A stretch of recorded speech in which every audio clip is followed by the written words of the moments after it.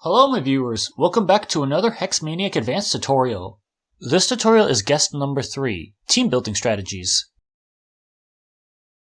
Although I do play competitive Pokémon, this guide doesn't aim to make it so that all of your ROM hacks trainers will have robust competitive teams like this one, but rather things to consider when building your own trainer Pokémon movesets given how rudimentary the Gen 3 AI is. Also, if you're making a Fire Red hack and it has the CFRU in any way, making the AI a lot better, unfortunately this tutorial isn't for you, as many of my pieces of advice might not end up being relevant.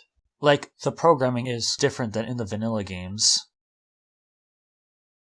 What's the agenda for today? We'll start with moves you really should not give to trainer Pokemon at all, as they'll throw the matchup if they try to use it. Then another category of moves that you can use, but there are caveats that might make the AI more exploitable if they use them. Then there are other AI quirks that could also throw a wrench in the team building process. And we'll switch perspectives from the developer to the player. How can we work around the tools in the player's toolkit, so to speak?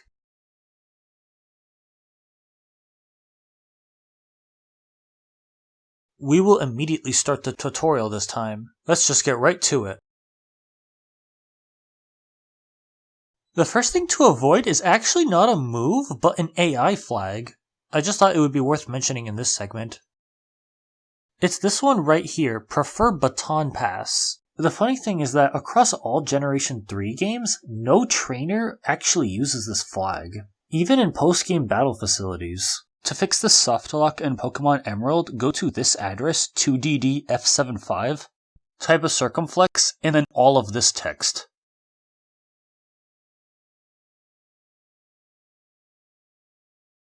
Next, select this entire table, which is 6 bytes, and cut, then click the magnifying glass on the bottom left, and search for 8 bytes. Then paste. You have just prevented the game from softlocking when you have trainers that have this AI flag. The first move I do not recommend putting on any trainer Pokemon is Trick. Wait, wrong game. This Trick. For whatever reason, this move always fails whenever the AI uses it, even in regular trainer battles. This is what the source code has to say about it. Next up is Imprison. The AI loves to spam this move. A Pokemon with Imprison isn't going to use it literally every single turn, but it will use it enough times and fail, making it a punching bag. As soon as I switch into Meryl, which has Captivate, Imprison will succeed, and the AI will never click it again. I'm so sorry that the video is going really quickly. It was 1 minute long, and I wanted to condense it into a reasonable amount of time. I originally thought this was true for Charge and Magikarp as well, but my findings show that the AI uses both moves responsibly. This next one's kind of obvious, but in single battles the AI will think that Follow Me is okay to use. It can use it over and over because the move technically doesn't fail in spite of it achieving nothing.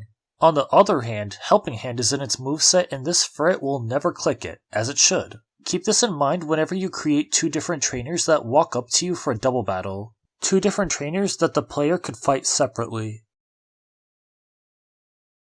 It's been known for 7 years that Beat Up on Dugtrio can 2-hit KO a Blissey if done right. Competitive players figured this out and they just ran with it. But in-game opponents will never use Beat Up unless it's their only attacking move. I first got rid of Aerial Ace and I found out this Dugtrio would only use Scratch and status moves. Yeah, the AI doesn't calculate the damage of Beat Up before selecting its move, so it just assumes it will always have a better attacking move. But you can see here that all 5 hits of Beat Up do tremendous damage to Blissey. Because Beat Up deals damage based on the target's base defense in Generation 3, most other Pokemon would just take no damage from it anyway. So, as a short recap, the 4 moves you want to avoid are Trick, Imprison, Beat Up, and Follow Me. I'm not mentioning the obvious stuff like Splash, Teleport, nor Bide, but rather the non-obvious moves that you might have not realized that the AI doesn't know how to use properly. Now we can talk about the moves that the AI does know how to use, but with some caveats. I'll try to be snappy with this list of moves. First of all, Thief and Covet are passable as attacking moves, but AI opponents cannot steal your held item. You can use Knockoff for a similar purpose though. And I had to re-record this second part because OBS loves encoding overloads. Weather Ball is a pretty good attacking move, but the in-game opponents use this move inconsistently, even with the check bad move and try to KO flags enabled. Like in the first case, this cast form refused to set up Weather at the start, even though it has Hail in its moveset, and that plus Weather Ball would have had a base power of 100.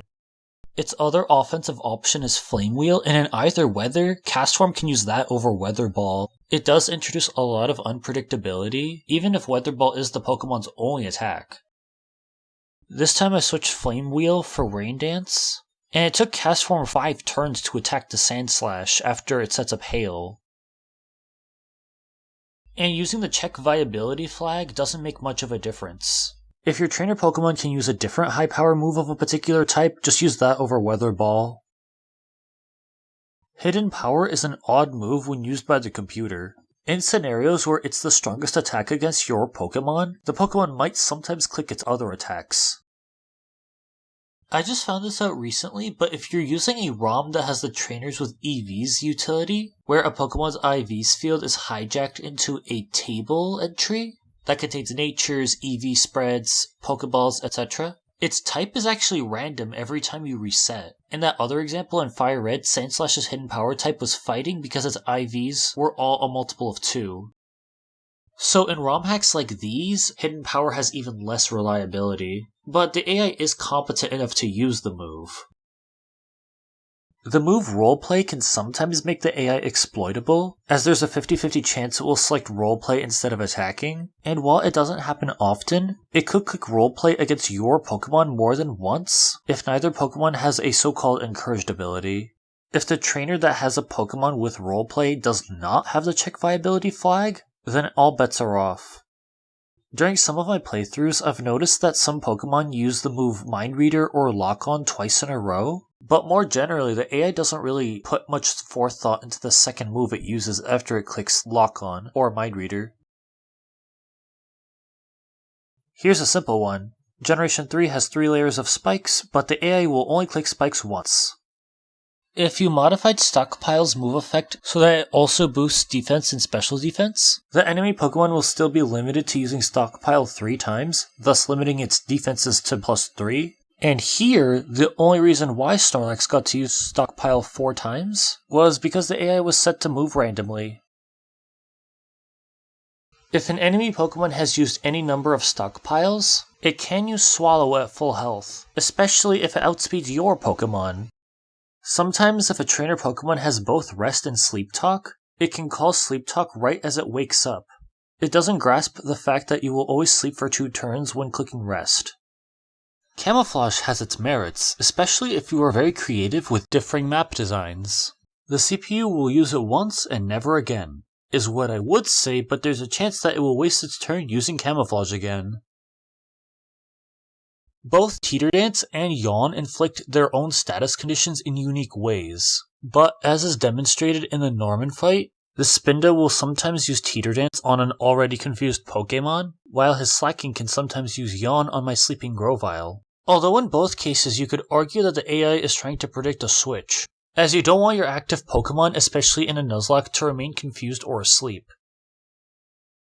Careful when assigning Focus Punch to a trainer Pokémon. Although Breloom has other attacks like Return and Spore, it will likely prioritize raw damage over everything else, not considering the likelihood of your Pokémon attacking it at all. The AI just can't use this move strategically. Here's the recap on the moves that are usable, but aren't as straightforward to the trainers as attacking moves like Thunderbolt and Ice Beam. I forgot to mention that if you expanded move effects, the trainers won't know about them and thus won't use new moves that use those move effects, ideally, such as these ones. Number 3 on the list is a discussion on how trainers pick their Pokémon and moves during battle. The first notable quirk in Generation 3 is how the trainer decides what to send in next. This is something to consider when making diverse Pokémon teams. On the word go, my Magneton KO'd a flying type, so you'd think a ground type would be the best counter. Nope, Dylan sends in Gyarados. This is because the AI chooses Pokémon with the worst type matchup if they have a super effective move against you. If he didn't have Earthquake, then Dylan would send this Gyarados in later in the fight. Only after I click Thunderbolt a second time is when Dylan sends in Onix. Several turns later after I kill the Onyx, luckily, the AI doesn't throw and sends another ground rock type in instead of Crobat. When neither remaining Pokemon has a super effective move, then it will go by best type matchup instead of worst type matchup. Additionally, the order of the trainer's party Pokemon matter more than just the lead Pokemon. If none of the remaining Pokemon have a super effective move against you, then ties will actually be broken by what order the Pokemon appear in. So since I have this Blastoise, Sabrina will always send out Kadabra, Venomoth, Alakazam, and Mr. Mime in that order. Here, Mr. Mime has a utility set with 2 setup moves, Encore and Baton Pass. For it to get any mileage out of its role, it should be in the first or second position, ideally, as in it should take Kadabra's spot or Venomoth's spot in this case. This can also be thwarted if you have a lot of trainer Pokemon with a lot of type coverage. Like, if I was using my Blastoise and this Venomoth had Giga Drain, and the Alakazam had Thunder Punch, those 2 Pokemon would be sent before the Mr. Mime in that battle, making the Mr. Mime useless. So one way or another, you kind of have to make concessions. Type coverage on a Pokemon is usually pretty good, but the rudimentary switch in AI can really screw itself over and prevent itself from using an important strategy. And it's not like you can account for every single permutation of Pokemon that the player could have to check Sabrina or whatever trainer you were using. One thing I guess you could do is put an offensive move on your Baton Pass user so that its likelihood of showing up earlier in the fight increases. You can't make the trainers perfect, but with this knowledge you can make them good enough. Here's the lead-in to the next AI quirk. This is Wallace's team in Base Emerald. Notice something? Not one of his Pokemon has a damage-dealing move that can hit a Shedinja. The closest we have is 2 Toxic users and a Leech Seed Ludicolo. However, the trainer doesn't recognize that the status moves can hit a Shedinja, so he would just send in Pokemon in the order of type matchups that we've discussed earlier. Especially if you know the player won't have access to a Wonder Guard Pokemon prior to a fight, you don't have to account for this at all. But otherwise, ensure that something can deal damage to a Wonder Guard Pokemon through direct damage. The other thing I want to show with Wonder Guard requires me to put Fire Blast on the Gyarados. If the current Pokemon cannot touch Shedinja, the trainer should always switch out into a Pokemon that can do it directly. Except Wallace didn't do it turn 1. Why? Okay, he does do it now, but I got a free Swords Dance off. That was weird. Okay, now this Gyarados is in, it has a level advantage and a super effective move. It can easily force me out with Fire Blast, right? Nope, it just wasted a turn with Earthquake. I'm not trying to pull your leg here, the AI is supposed to be smarter to handle Wonder Guard. I just remembered I picked a bad example. Since Gyarados just intimidated the Shedinja, Wallace actually thinks the Shedinja has Intimidate instead of Wonder Guard due to a bizarre weird glitch, so Earthquake was a move it could use to deal 1 damage. But yeah, this game is strange. And as a bonus, the first Fire Blast missed. Do you know if I switched Fire Blast to Sunny Day, even though Fire is recognized as a super effective type, the AI will not switch out Wailord into Gyarados. But Gyarados will still be sent in second. Speaking of switching out, if the trainer Pokemon has the natural cure ability and is slept, not any other status condition, the trainer can switch it out. So on such Pokemon, you could reliably use Rest as a recovery move. Though it would be nicer if it shrugged off burns, paralyses, etc. Also, while we're in this fight, I wasn't going to mention it, but Perish Song. The trainer will only switch out a Pokemon affected by Perish Song when the Perish Song count is 1. It just makes the AI more predictable, that's all. In one of my oldest videos, something perplexing did happen. Watch what this Shiftry ends up doing. Yeah, it just did that, and it had no reason to. Brick Break was so much stronger and Explosion was nowhere near killing my Aggron at that range.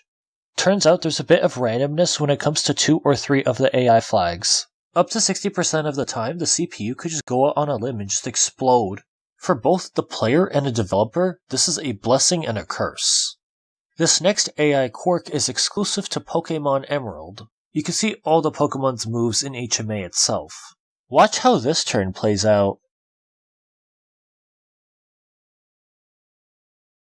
Did you just see that? This Loudred just used Flamethrower on the Ninetales. The ally Ninetales, proccing its Flash Fire. This is a very neat act of teamwork. However, if you look at the next turn, it's going to backfire. Oh! Why would it attack its teammate? Singed by flamethrower. Such irony! Its own teammate was the only one to go down! Yeah, if you're gonna set up flash fire on something, make sure the Pokemon using the fire move is pretty fast. There's actually similar code for the AI not using an electric move if its partner is a ground type with Lightning Rod.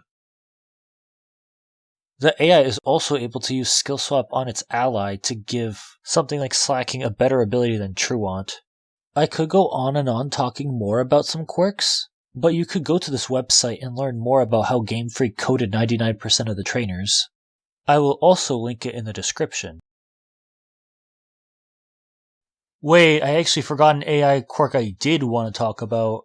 So if you look at this Magmar's moveset, its only stab move is Overheat. And one thing trainer Pokemon sometimes do is that they will not use their strongest attack, and instead use weaker attacks to chip you down until the AI sees a roll where the big strong attack can knock you out.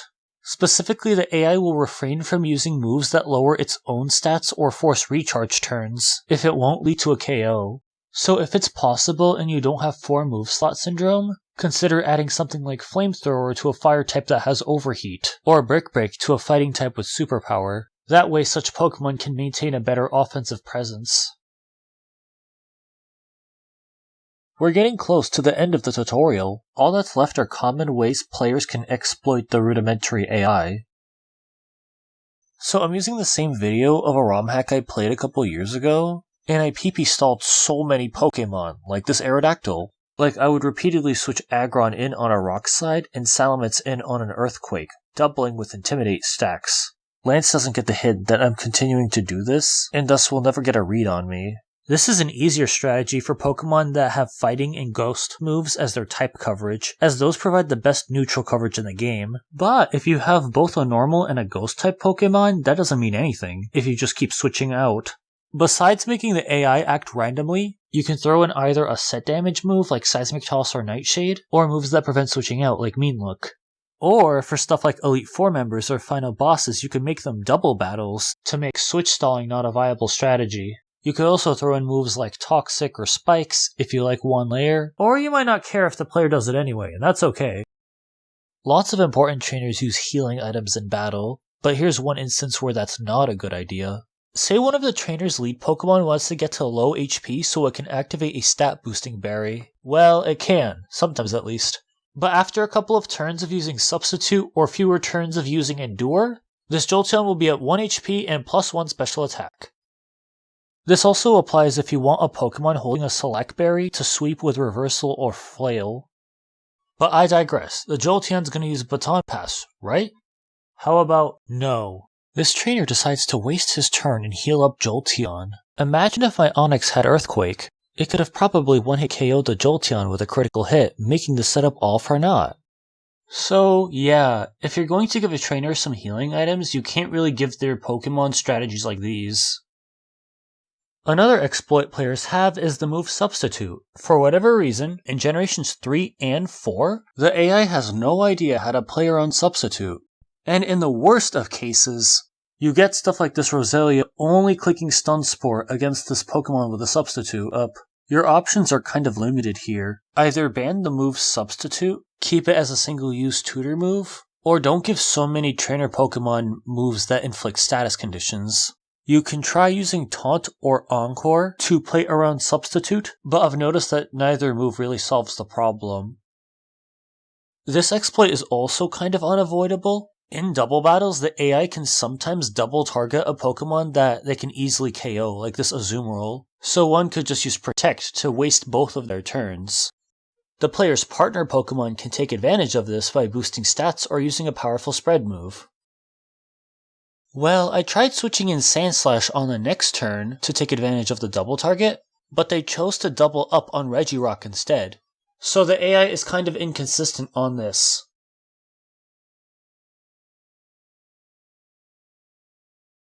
So I mentioned earlier that I added Coil to this ROM a while back, but because it has its own unique move effect, the AI will not think it's a setup move. But what I can do is go to Coil's move effect and copy the pointer to its battle script code.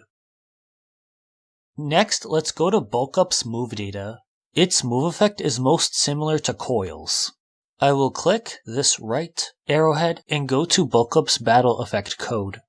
And at the very top of the script, I will type jump if move, coil, and then paste the pointer I copied earlier. First, you're going to see some data getting moved to another address, but other than that, Bulk Up functions exactly the same, but opposing Pokemon will see coil as a move that can raise attack and defense.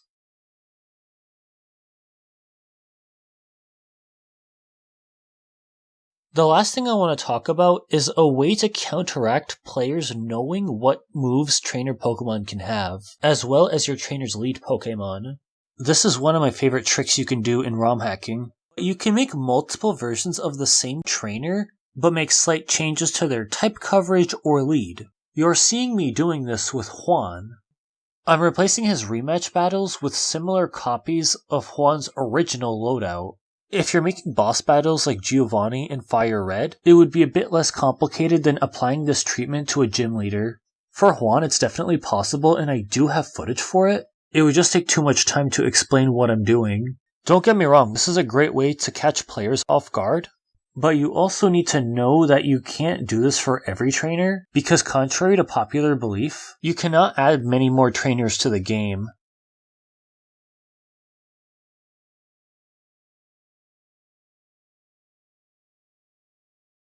We will close off the tutorial with some final recommendations. The reality of team building is that the house always wins.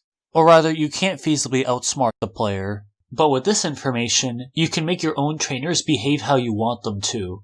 Now, for single battles, the best type of trainer Pokemon is really just an offensive Pokemon. So something like 1 setup move plus 3 attacking moves or 4 attacking moves. It's a double-edged sword because type coverage can work very well, but super effective coverage on a type the Pokemon's 4 times weak to, such as Earthquake on Gyarados, can make the AI throw. Moves inflicting status conditions like Will-O-Wisp or Glare are fine if you're not worried about substitute users. Those standard types of strategies I recommended, you can give the trainers healing items without issue. You can always sprinkle in other moves if you think they are suitable for the trainer and their Pokemon. If you're using a move I talked about in the second objective, such as roleplay, you kind of have to accept the flaws the AI has when it tries to use that move. Lastly, based on what we know about the AI, defensive stall strategies are less encouraged. Not just because of substitute, but also because you can avoid most passive damage by switching, and you could easily PP stall what moves you need to be stalled. The AI is harder to play around in double battles in some ways. Trainer Pokemon with lots of attacking moves, plus a spread move or two, those you really can't go wrong with. Double specific strategies like Helping Hand and Follow Me usually work pretty well, and Protect is fine, although the AI can double protect and fail sometimes. For both types, you can't go wrong with healing moves like Recover and Soft Boiled, as well as screens like Light Screen and Reflect.